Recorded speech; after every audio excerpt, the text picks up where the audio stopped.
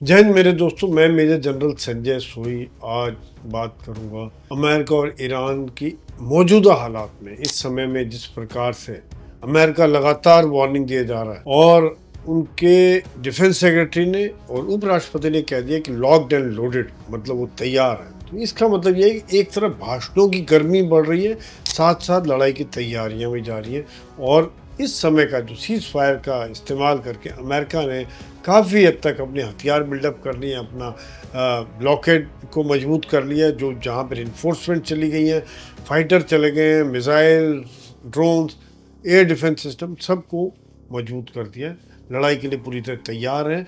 तो ईरान ने भी यहाँ पर जवाब दे दिया कि अगर कोई इस तरह का हुआ तो मैं भी मध्य पूर्व में आग लगा दूंगा और वो हमले करूंगा कि जिसका कि कोई जवाब नहीं होगा। पहले भी इसका परिणाम काफ़ी मध्य पूर्व के देश भुगत चुके हैं। ऐसे में जो ईरान की तैयारियों को देखा जाए तो उन्हें तकरीबन 10 लाख के लगभग IRGC सेना वसीज मिलिशिया को मोबिलाइज किया है, जो कि गुरिल्ला युद्ध के लिए पूरी तरह तैयार है।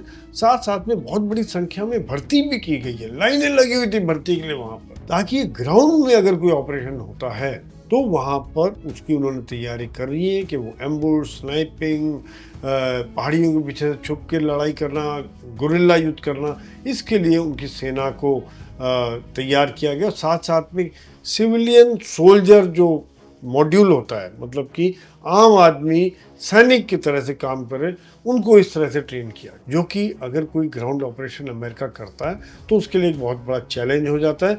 क्योंकि जो ईरान की ज्योग्राफी है, जो वहाँ की भौगोलिक स्थिति है, वो भी कहीं में पहाड़ हैं, चट्टाने हैं, वहाँ पर छुप कर हमला करके गुरिल्ला युद्ध करने के लिए बहुत ही सक्षम है। और ख़ास तौर से समुद्र के किनारे भी उन्होंने इस प्रकार की डिप्लॉयमेंट की गई है।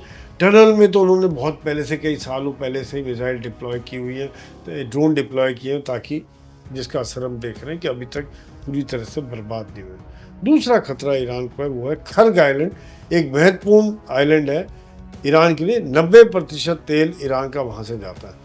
अमेरिका ने इसको एक टारगेट रखा हुआ। ईरान ने उसके लिए वहाँ पर पहली और सेना भेज दी है, एयर डिफेंस सिस्टम भेज दिए हैं, माइंस भेज दिए हैं, और वहाँ पर भी गुरिल्ला युद्ध की पूरी सी तैयारी। तो यदि अमेरिका आक्रमण कर सकता है, मैं ये नहीं कहता हूँ कि अमेरिका आक्रमण नहीं कर सकता है, कर सकता है, लेकिन एक महंगा पड़ेगा, कैजुअलिटीज़ काफ़ी हो जाएंगी। तो क्या वो अमेरिका अफोर्ड कर सकता है? तो इस समय में जो हालात ये हैं कि दोनों युद्ध के लिए तैयार हैं, लेकिन युद्ध नहीं हो रहा है। पहले भी 2-3 बार ऐसा हो गया, अमेरिका ने काफ़ी कड़े बयान दिए। अमेरिका इस समय में पूरी धमकी देके ईरान से साइन करवाना चाहता है। हमने घर गांव में देखा है कि जब कहीं कोई डील करना चाहता है तो कई बार लोग जो है ना, प्रॉपर्टी डीलर या कोई बिल्डर है, वो 4-5-6 मसलमैन ले जाता है, एक आध पिस्टल टेबल पे रख देते हैं और कहते हैं भैया साइन कर दें, तो वो फिर कमज़ोर पार्टी साइन कर देती है।